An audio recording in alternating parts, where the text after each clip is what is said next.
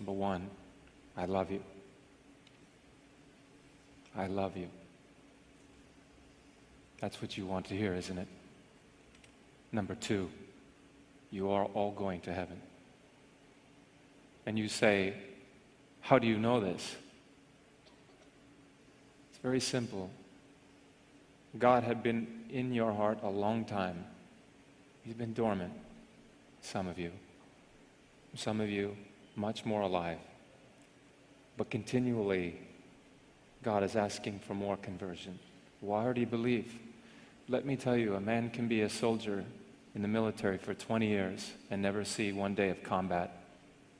But when he's in that foxhole and he's losing his own men, he's on a whole nother level. God is preparing you now for this level. I will tell you how I know that God loves you this much and how I know that you're all going to heaven. Some of you have had abortions. Some men here and women are adulterers. Some have committed murder.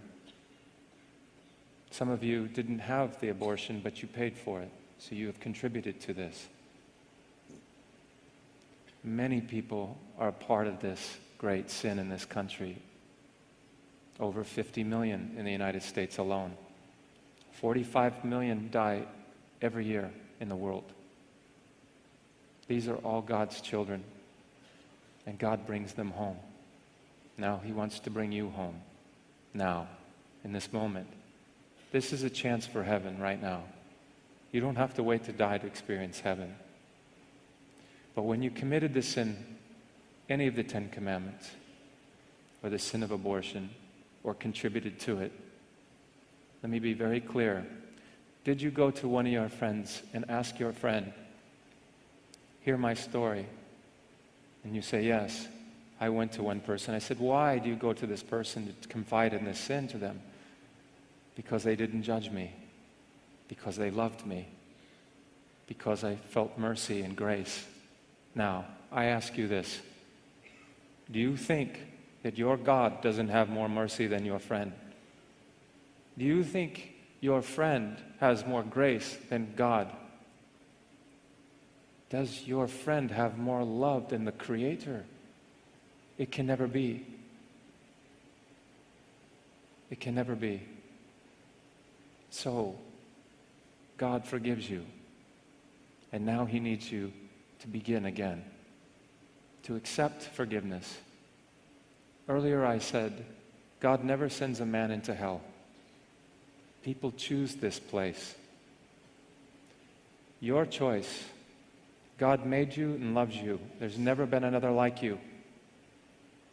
He deemed that you would come here. He asked you and you came. Today, you came. You had the courage to come. And there was plenty parts of the world that pulled you from today from even coming, but you came. Don't you know how much God will remember this? Do you think He is a God that's just sitting there waiting to toss you off? You are perfect. There is no one else like you. And without you, He would cry. So He's coming to you now. Right now, in this moment. All He has to hear from you is yes. Yes, you've accepted Jesus, some of you. Keep accepting Him. Every time we sin, we deny Him. Be holy.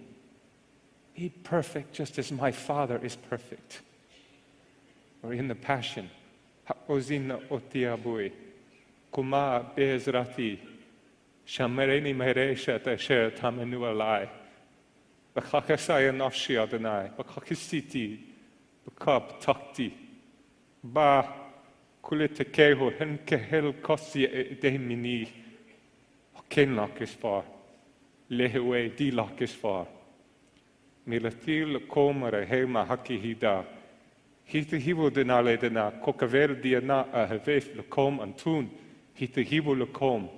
My commandment to you is this: you love one another, just as I have loved you.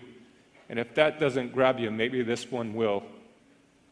Your name may not appear down here in this World's Hall of Fame, In fact, you may be so unknown that no one knows your name. The Oscars and the praise of men may never come your way, but don't forget, God has rewards that He'll hand out someday. This crowd on earth, they will soon forget when you're not at the top. They will cheer like mad until you fall, and then their praise will stop. Not God, He never does forget. And in His hall of fame, by just believing on His Son, forever there's your name.